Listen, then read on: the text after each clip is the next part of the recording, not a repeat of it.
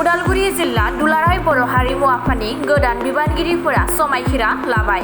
उदालगुरि नोगोराव थानाय बारग' NDFB-फोरनि न'ब्लाङाव सानसेनि मेहेरगोनां हाबाफारिजों गोदान बिबानगिरिफोरा समायखिरा लानाय हाबाफारिखौ बानजायदों।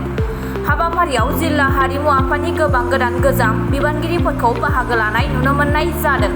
जिल्ला दुलाराय बर' हारिमु आफादनि गोदानै बिबान मोननाय आफादगिरि मुस्रि तानेश्वर बर' बिथाङा उदालगुरि जिल्ला बर' हारिमु आफादा बर'नि हारिमुखौ जौगाखांहोनो थाखाय गोबां बिथांखि लानानै खामानि मावलांनायनि बाथ्रा फोरमायदों।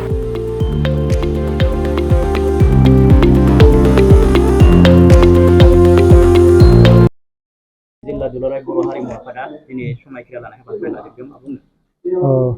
नंगौ दिनै थांनाय 8 जुलाइ 2023 मायथाइयावनो उदालगुरि जिल्ला दुलाराय हारिमु आफादनि जे गोदान बिबान दानाय जादों आरो बेयाव जों बिबान गोदान महरै आङो गाहाय नेहाथारि बिबानखौ मोनबाय आरो आफादगिरि हिसाबै तानेश्वर बर' बिथाङा सेन्ट्रेल हारिमु आफादनि इन्सट्राक्टर। दा बेबायदि हिसाबै जोङो दाख्लै जेब्ला 8 तारिखआव जोङो बिबानखौ जोंनो दानाय जाबाय गोदानहै। दा लोगो लोगोनो हैदिनखालिनो जोंखौ बिबानखौ गथायबाय, नाथाय जों समायखिराखौ लानो हायाखैमोन। दा जोङो दिनै बिबान गोदान मोननायलाय आरो बिबानखौबो जोंनो गथायनायलाय जोंहा मोनसे बिबाना जोंहा दायित्व मोनसे फैबाय।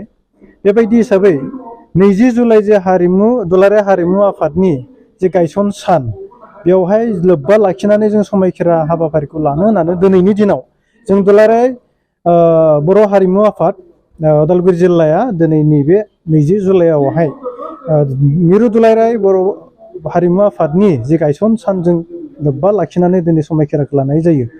आरो बेवहाय साफ्रोमबो उदालगुरि जिल्ला दुलाराय बर' हारिमु आफादनि जे बिबानगिरि बिथांमोनखौ लानानै इयुननि समाव जोङो माखासे खामानि जोङो मावनो थाखाय थांखि लादों।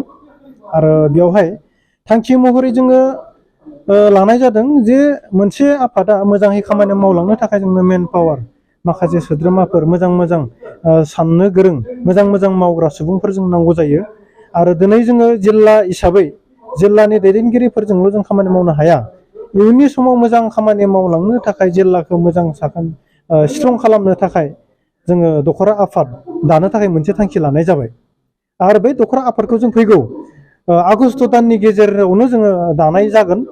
आरो बेवहाय आगस्ट दाननिफ्रायनो जोङो दाजेननाय जालांसिगोन। बेसेबांखिनि हायो बेखौ जोङो थांखि लानाय जाबाय।